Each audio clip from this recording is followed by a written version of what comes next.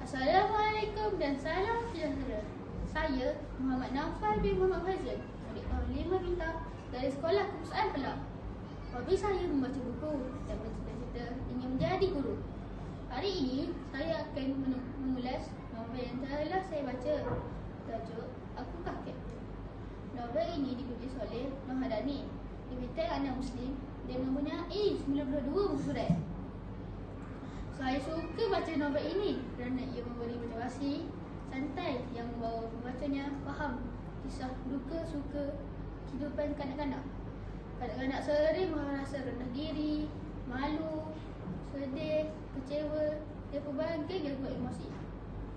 Gaya bahasa dalam novel ini mudah difahami. Ilustrasinya juga sangat menarik.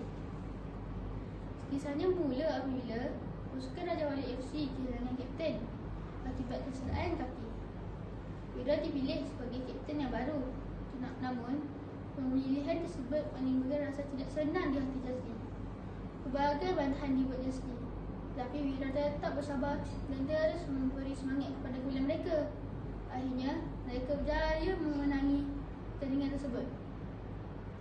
Selepas saya membaca novel ini, apa yang saya dapat simpulkan ialah penulis mahu kita mempunyai semangat yang tinggi, teruskan usaha dan jangan mudah berputus asa.